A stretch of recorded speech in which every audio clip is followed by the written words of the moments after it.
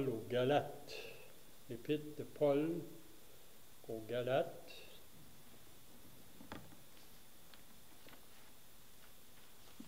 Puis j'aimerais de lire un verset au chapitre 5.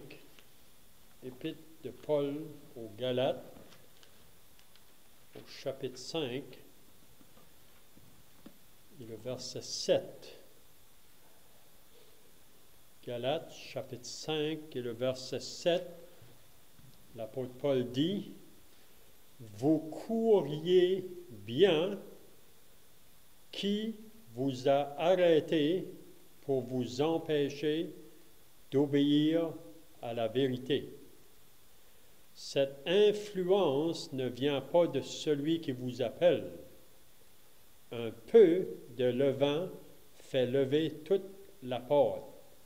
J'ai cette confiance en vous dans le Seigneur que vous ne penserez pas autrement.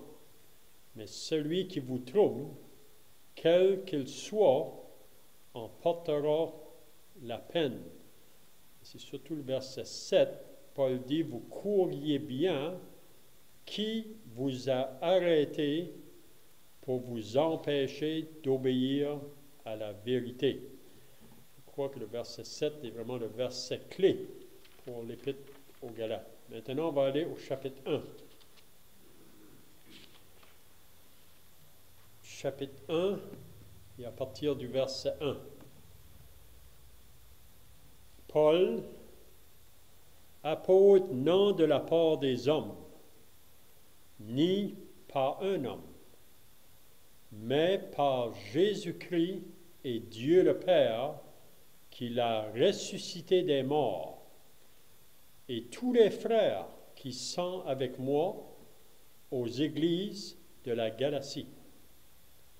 Que la grâce et la paix vous soient données de la part de Dieu, le Père, et de notre Seigneur Jésus-Christ, qui s'est donné lui-même pour nos péchés, afin de nous arracher du présent siècle mauvais, selon la volonté de notre Dieu et Père, à qui soit la gloire au siècle des siècles.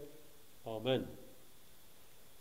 Je m'étonne que vous vous détourniez si promptement de celui qui vous a appelé par la grâce de Christ pour passer à un autre évangile. Non pas qu'il y ait un autre évangile, mais il y a des gens qui vous troublent et qui veulent altérer l'évangile de Christ. Mais si nous-mêmes, si un ange du ciel annonçait un évangile s'écartant de celui que nous vous avons prêché, qu'il soit anathème. Nous l'avons dit précédemment, et je le répète à cette heure, si quelqu'un vous annonce un évangile s'écartant de celui que vous avez reçu, qu'il soit anathème. Et maintenant, est-ce la faveur des hommes que je désire ou celle de Dieu? Est-ce que je cherche à plaire aux hommes? Si je plaisais encore aux hommes, je ne serais pas serviteur de Christ. Je vous déclare, frères, que l'évangile qui a été annoncé par moi n'est pas de l'homme, car je ne l'ai ni reçu ni appris d'un homme, mais par une révélation de Jésus-Christ. Vous avez su, en effet, quelle était autrefois ma conduite dans le judaïsme, comment je persécutais à outrance et ravageais l'Église de Dieu, et comment j'étais plus avancé dans le judaïsme que beaucoup de ceux de mon âge et de ma nation, étant animé d'un zèle excessif pour les traditions de mes pères. Mais lorsqu'il plut à celui qui m'avait mis à part dès le sein de ma mère et qui m'a appelé par sa grâce de révéler en moi son Fils afin que je l'annonce parmi les païens. Aussitôt, je ne consultais ni la chair ni le sang, et je ne montais point à Jérusalem vers ceux qui furent apôtres avant moi, mais je partis pour l'Arabie, puis je revins encore à Damas. 3 ans plus tard, je montai à Jérusalem pour faire la connaissance de Céphas, et je demeurai 15 jours chez lui. Mais je ne vis aucun autre des apôtres, si ce n'est Jacques, le frère du Seigneur. Dans ce que je vous écris, voici devant Dieu, je ne mens point. J'allais ensuite dans les contrées de la Syrie et de la Cilicie. Or, j'étais inconnu de visage aux églises de Judée qui sont en Christ. Elle avait seulement entendu dire, celui qui autrefois nous persécutait annonce maintenant la foi qu'il s'efforçait alors de détruire, et elle glorifiait Dieu à mon sujet. Donc, c'est tout ce qu'on va lire ce matin dans la parole de Dieu. Donc, j'ai voulu lire dans le verset 7 du chapitre 5, parce que, comme j'ai dit tout à l'heure, c'est que pour moi, le verset 7, c'est vraiment la clé de cette épître. Puis c'est une des raisons pourquoi que Paul a écrit cette épître aux Galates, parce que les croyants de ces églises de la Galatie, il faut bien remarquer qu'il y avait plus qu'une église, il y avait quelques églises en Galatie, dans cette province, mais après que Paul avait annoncé le message de l'Évangile dans cette province, plusieurs personnes se sont converties, mais qu'est-ce qui est arrivé après un certain temps, probablement assez vite, qu'il y a des faux frères qui sont venus dans cette province-là pour dire que l'Évangile que Paul prêche, c'est pas suffisant. Ils disent que pour être sauvé, l'œuvre de Christ n'est pas suffisant. Il faut ajouter la circoncision, il faut aussi mettre en pratique les œuvres de la loi. Donc, ils ajoutaient à l'évangile que Paul avait annoncé. Puis, vous savez que quand une fausse doctrine va s'infiltrer dans une assemblée, ou une fausse doctrine pourrait peut-être affecter un chrétien dans sa vie personnelle, le moment qu'une fausse doctrine s'infiltre, ça met un obstacle à notre marche, ou ça met un arrêt à notre marche. Puis ici, on voit que les chrétiens de la Galatie qui couraient bien, Paul dit, vous couriez bien, mais qui vous a empêché pour obéir à la vérité? Puis Paul le fait comprendre que ça ne vient pas de Dieu. Un peu de levain fait lever toute la pâte. Donc, ces chrétiens-là, donc, sauvés, mais influencés par une fausse doctrine, puis ça les a arrêtés dans leur course comme chrétiens. Donc, c'est pour ça que l'épître aux Galates a été écrit. Donc, j'aimerais peut-être dans les prochaines semaines de faire cette épître-là aux Galates. Il y a beaucoup de vérités qui se trouvent dans cette épître, comme dans les autres épîtres. Puis c'est écrit pour nous aussi qui sommes en 2022. Vous savez, l'Assemblée ici à Tracadie, on a besoin d'entendre ces vérités-là parce qu'on vit dans un monde aujourd'hui où il y a beaucoup de confusion, beaucoup de choses qui est enseignées, qui est souvent contraire à la saine doctrine. Puis de plus en plus, vous savez, on est immergé par des peuples de toutes nations qui se trouvent au milieu de nous autres, au milieu de nous. Mais nous, comme chrétiens, nous avons un message à apporter, puis c'est pour tous ces peuples-là, toutes ces nationalités-là, qui souvent ont grandi comme nous autrefois dans la religion de leurs parents. Puis il y a toutes sortes d'enseignements, vous savez, que le monde a reçus par la religion des hommes, puis c'est de la confusion. C'est de la confusion. Donc, c'est pour ça que j'aimerais de toucher l'Épître aux Galates, parce que c'est encore une vérité que nous, comme chrétiens, on doit vraiment approfondir de plus en plus, afin qu'on ne soit pas influencé par tout ce qui se passe autour de nous. Donc, Paul commence sa lettre, premièrement, par dire, il écrit son nom, Paul. Vous savez, normalement, quand on écrit une lettre, on met notre signature à la fin de la lettre. C'est rare qu'on va mettre notre signature au début de la lettre. Mais dans ces jours-là, on voit que c'était une pratique. Puis aussi, la raison probablement que Paul met son nom au début, c'est pour que les chrétiens dans ces provinces de la Galatie puissent savoir qui a écrit cette lettre. C'est un homme qui a été parmi eux avec le message de l'Évangile, un homme que Dieu a utilisé, un homme qui autrefois persécutait les chrétiens, mais maintenant sauvé par la grâce de Dieu, utilisé par la grâce de Dieu pour aller apporter l'Évangile dans ces endroits-là. Puis, plusieurs personnes dans la province de la Galatie ont été converties par le message de Paul. Mais, quand Paul les écrit présentement, ils sont troublés ou qu'ils sont influencés par quelque chose qui n'est pas bien. Puis Paul va toujours, surtout toucher le sujet de l'Évangile. Donc, Paul, il dit apôtre, ou on pourrait dire un envoyé. Puis il nous dit qu'il a été envoyé non de la part des hommes. Vous savez, Paul n'a pas été envoyé pour porter le message de l'Évangile par une organisation humaine. Il n'a pas été envoyé par les hommes. Ni par un homme.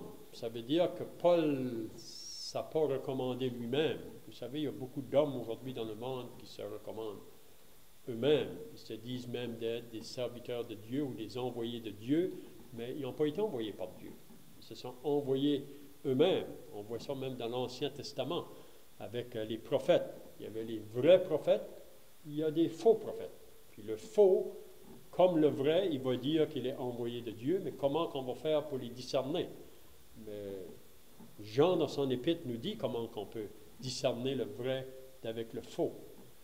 Jean dit dans son épître au chapitre 4, il dit « Éprouvez les esprits pour savoir s'ils sont de Dieu. » Car tout esprit n'est pas de Dieu. Puis comment qu'on peut les éprouver ou détecter si c'est un esprit d'erreur ou un esprit de vérité? C'est qu'est-ce que ces personnes-là disent à propos du Seigneur Jésus-Christ. C'est qu'est-ce qu'il dit à propos de Jésus. Si vous leur demandez qu'est-ce que vous dites à propos de Jésus, c'est là que vous allez être capable de discerner si c'est vrai ou si c'est faux. C'est ça que Jean nous dit dans son épître au chapitre 4. Donc, Paul, apôtre, non de la part des hommes, ni par un homme, mais par Jésus-Christ, et Dieu le Père qui l'a ressuscité des morts. Donc, Paul a été envoyé par Jésus-Christ et par Dieu le Père. Vous savez, avant que Paul ait été sauvé sur le chemin de Damas, il était aussi un homme qui était envoyé. Il était envoyé par la religion dans laquelle il suivait, le judaïsme.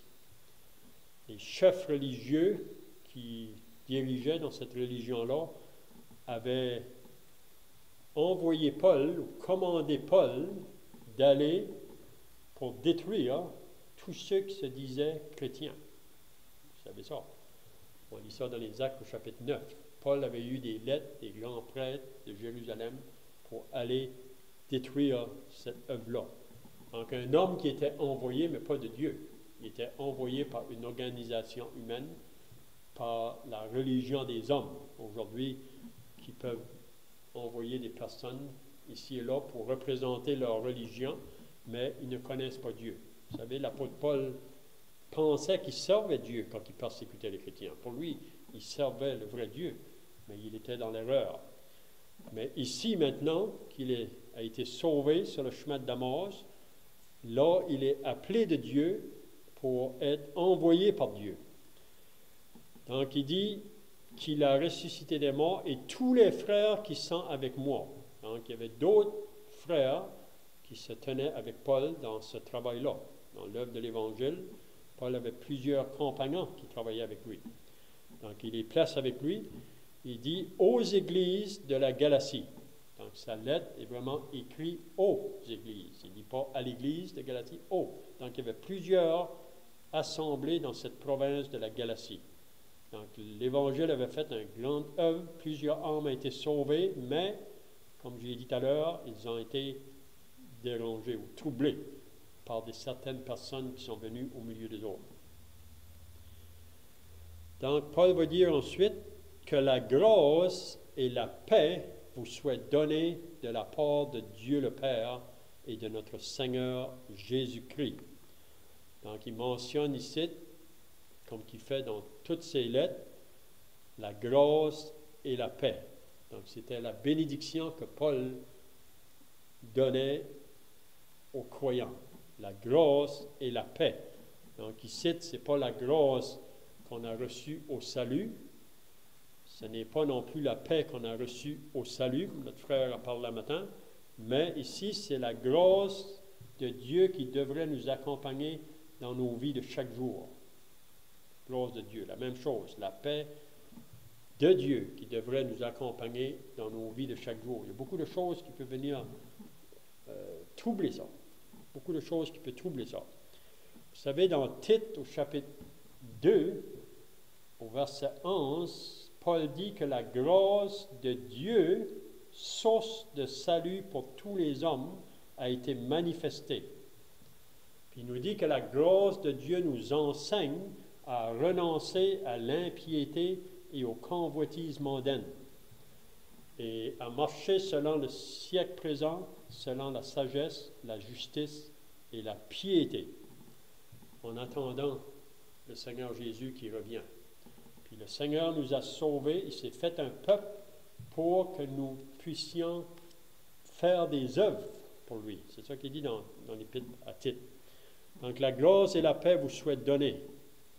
Parce que vous savez, si on va être capable de marcher dans cette vie comme chrétien, là, dans un monde qui est tout au contraire, on a besoin de ces deux choses-là, la grâce et la paix qui est avec nous dans nos vies de chaque jour. Ensuite, il va dire, en parlant du Seigneur Jésus, qui s'est donné lui-même. Donc ici, on pourrait dire que Paul amène un peu l'Évangile. Il va encore ramener ça aux chrétiens de la Galatie qui ont été détournés là, un peu, concernant ce message. Mais il dit, Jésus-Christ s'est donné lui-même pour nos péchés. Il s'est donné. Vous savez, je donne ma vie. Personne ne peut la prendre. Il a donné sa vie, pourquoi? Pour nos péchés, pas pour ses péchés. Jésus était l'homme sans péché, l'homme parfait, l'homme pur. C'est la raison pourquoi il était le seul qui pouvait prendre la place des coupables, comme nous. Donc, il s'est donné lui-même pour nos péchés. Vous savez, Paul dit dans 1 Corinthiens 15, « Christ est mort pour nos péchés. » Selon les Écritures, il a été enseveli, il est ressuscité le troisième jour, selon les Écritures. Donc, l'Évangile, Christ est mort pour nos péchés. Il faut bien préciser, il n'y a rien à ajouter à ça. Vous savez. Donc, les personnes qui sont venues parmi les chrétiens de la Galatie ajoutaient à ça, à l'œuvre de Christ. Mais Christ sur la croix, il est mort pour nos péchés. Puis qu'est-ce que cela a produit dans notre vie par la suite, afin de nous arracher de ce présent siècle mauvais. Ce siècle dans lequel on vit présentement, c'est un siècle mauvais. Même Jean nous dit que le monde entier est sous la puissance du mal. C'est vraiment le diable qui règne partout. Mais le Seigneur, en sauvant des individus ici et là, il nous a sauvés, il nous a arrachés du présent siècle mauvais. Vous savez, c'est comme arracher quelque chose d'une place pour le mettre à part, pour une utilité à part. Donc c'est ça que Dieu a fait avec nous. On lit dans l'Épître aux Colossiens qu'il nous a délivrés de la puissance des ténèbres. Mais ici, il nous a arrachés, selon la volonté de notre Dieu et Père, à qui soit la gloire au siècle des siècles. Amen. Donc, il faut qu'on le réalise. Chacun de nous qui sommes sauvés, le Seigneur nous a arrachés de ce siècle présent. Vous savez, chaque enfant de Dieu, on est appelé à marcher dans une vie de séparation pour Dieu, dans un monde qui est tout au contraire. Mais Dieu veut qu'on soit un témoignage pour aller vers ce monde autour de nous, pour leur porter le message de l'Évangile, qui est la puissance de Dieu. Donc, le verset 6, Paul va maintenant dire la raison de sa lettre. Pourquoi il écrit à ces chrétiens-là? Il dit, « Je m'étonne que vous vous détourniez. » Donc, les chrétiens de la Galatie se sont détournés. Ils couraient bien, mais ils ont été arrêtés dans leur course. Ils ont été détournés par un faux enseignement qui est entré parmi eux autres. Je m'étonne que vous vous détourniez si promptement de celui qui vous a appelé par la grâce de Christ. Il dit, vous vous détournez pour passer à un autre évangile. Un autre évangile. Qu'est-ce que Paul veut dire là? Il veut simplement dire que les chrétiens de la Galatie ont été influencés par une fausse doctrine. Ça veut dire que l'évangile que lui a annoncé là, eux qui sont venus par la suite ont voulu ajouter à ce que Paul les avait annoncé ou enseigné. Donc il dit, je m'étonne que vous vous détournez pour passer à un autre évangile. Donc, un autre évangile, c'est tout ce qu'on peut ajouter à l'œuvre de Christ pour être sauvé. Vous savez, dans la religion aujourd'hui, ils vont dire, Christ a fait sa part, puis toi, tu dois faire la tienne, pour ce qui concerne être sauvé. Ça, c'est faux. Ça, c'est un autre évangile. De dire que l'œuvre de Christ n'est pas suffisante, il faut que moi j'ajoute à cette œuvre-là, ça, c'est un autre évangile. Puis, vous savez, il y a beaucoup d'autres évangiles qui nous est annoncés aujourd'hui dans le monde. Mais Paul avait seulement un évangile. Donc, pour vous passer à un autre, non pas qu'il y ait un autre évangile, mais il y a des gens ou qu'il y a des personnes qui vous troublent. Donc, il y a des personnes qui sont venues parmi eux, ils les troublaient parce qu'ils annonçaient un autre évangile. Ça veut dire qu'ils annonçaient quelque chose différent que Paul avait annoncé. Et qui veulent altérer l'évangile de Christ, ou qui veulent amoindrir, diminuer l'œuvre de Christ. Ils disent que l'œuvre de Christ n'est pas suffisante. Il faut aussi être circoncis, il faut aussi ajouter les œuvres de la loi. Et vous savez qu'on vit dans un monde de religion. Aujourd'hui, encore hier, je parlais avec une personne associée à une autre religion qu'on a grandi dedans. Mais pour lui, on ne peut pas savoir maintenant si on est sauvé. On ne peut pas savoir ça. Il dit, Dieu va décider ça à la fin. Hein? Puis il dit, Dieu a décidé, Dieu veut te sauver. Et toi, tu as un choix à faire face à la provision que Dieu a pourvue. Mais il dit, c'est juste au jugement dernier qu'on va savoir. Parce que c'est là que Dieu va mettre dans une balance, si j'ai fait plus de bien que de mal, donc si la balance est plus pesante du côté du bien, c'est ça qui va déterminer si j'entre au ciel. Et j'ai dit, ça c'est faux. J'ai dit, la religion que j'ai grandi dedans nous enseignait la même chose. Toutes les religions nous annoncent la même chose. Ils ne croient pas que le sacrifice de Christ est suffisant, que l'œuvre de Christ, Jésus mort en croix, est suffisant pour le salut de l'âme. Ils ne croient pas ça. Ils ajoutent à ça. Ou même qu'ils renient ça pour croire qu'ils peuvent arriver à Dieu par une vie de bonnes œuvres ou une vie religieuse. Mais C'est contraire à la parole. Donc, Paul va dire, je vois que le temps passe, non pas qu'il y ait un autre évangile, OK, verset 8, mais si nous-mêmes, donc Paul parle de lui et de ses autres compagnons qui travaillaient avec lui pour annoncer l'évangile, ou les apôtres, on pourrait dire, mais si nous-mêmes, si un ange du ciel annonçait un évangile s'écartant de celui que nous avons prêché, donc Paul est bien clair ici, si quelqu'un annonce un évangile s'écartant de celui que nous vous avons prêché, qu'il soit anathème ou qu'il soit maudit. C'est ça que Paul dit. Donc, quelqu'un qui va vouloir ajouter à l'évangile que Paul a prêché, il dit qu'il soit maudit. Nous l'avons dit précédemment, et je le répète à cette heure, si quelqu'un vous annonce un évangile s'écartant de celui que vous avez reçu, qu'il soit anathème. Vous savez, il y a un évangile qui est annoncé dans le monde aujourd'hui, c'est qu'on peut être sauvé aujourd'hui puis être perdu du nouveau demain. Pour moi, ça, c'est une faux évangile. Ce n'est pas l'évangile que Paul prêchait. Il y a un évangile aujourd'hui qui est prêché, qui dit que tu es sauvé, puis après que tu es sauvé, il n'y a plus de problème dans ta vie. Vous savez, Dieu va te donner des richesses, il va te donner toutes sortes de choses, même que l'évangile de prospérité qu'il appelle prospérité. Ça, c'est un autre évangile. Et là, Paul dit, même si nous-mêmes, ou un ange venait nous annoncer un autre, il dit qu'il soit anathème. Regardez qu'est-ce qu'il dit au verset 10. Je pense que, qu'est-ce que Paul dit au verset 10, c'est la raison pourquoi il y a tellement d'autres choses qui sont annoncées, parce qu'on veut plaire aux hommes. Vous savez, l'évangile que Paul prêchait ne plaisait pas aux hommes. Pourquoi?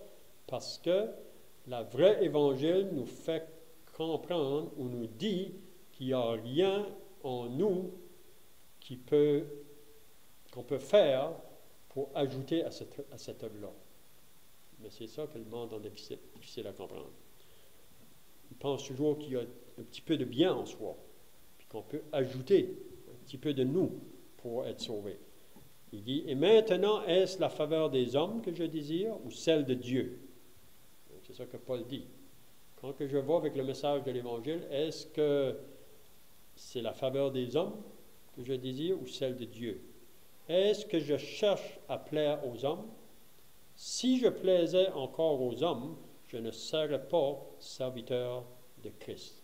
Donc, Paul met ça bien clair. Ça veut dire que le message qu'on apporte, ce n'est pas un message qui va plaire aux hommes. Pourquoi? Parce que le message qu'on apporte, ça révèle le cœur de l'homme. Ça révèle le péché de l'homme. On a l'exemple de Hérode. Vous savez, quand que Jean-Baptiste disait à Hérode, Hérode, la femme que tu vis avec n'est pas ta femme. Donc, tu vis dans l'adultère. Puis vous savez qu'est-ce qu'Hérode a fait? Il a fait jeter Jean-Baptiste en prison. Il ne pouvait pas supporter ça. La même chose aujourd'hui. Si vous annoncez l'Évangile vrai et pur, que l'homme n'a rien à faire dans cette œuvre-là, que Christ a tout fait, beaucoup vont vouloir vous rejeter. Mais est-ce que je cherche, on finit au verset 11, je vous déclare, frères, que l'Évangile qui a été annoncé par moi n'est pas de l'homme. Donc le message qu'on apporte aujourd'hui, ça ne vient pas d'une organisation humaine. Ça vient de Dieu. Ça vient du ciel, vraiment, le message qu'on apporte. Car je ne l'ai ni reçu, ni appris d'un homme, mais par une révélation de Jésus-Christ. Donc, Paul met ça bien clair. L'Évangile qu'il apporte, il dit, je ne l'ai pas appris d'un homme, mais c'est une révélation que Jésus-Christ lui a faite. Puis on voit ça quand Paul raconte son témoignage dans les Actes, chapitre 9. Donc, on va terminer par la prière. Probablement, dans les prochaines semaines, on pourra continuer cette épître. Notre Dieu et notre Père, nous voulons maintenant nous approcher devant ta présence pour te remercier et te rendre grâce pour ta parole que nous avons entre nos mains. Ta parole qui est une lampe à nos pieds, une lumière sur notre sentier. Ta parole qui nous révèle tes pensées et tes voies qui sont contraires à nos pensées et nos voies. Donc on veut notre Dieu comme assemblée ou comme chrétien marcher fidèlement en obéissant ta parole. On ne pas faisant des choses pour plaire aux hommes, mais de maintenir la vérité comme qu'elle est annoncée. Donc, on te prie ta bénédiction sur ton peuple ici, l'Assemblée et partout ailleurs. On puisse avoir nos regards en haut, sachant que Jésus revient bientôt. Au nom du Seigneur Jésus. Amen.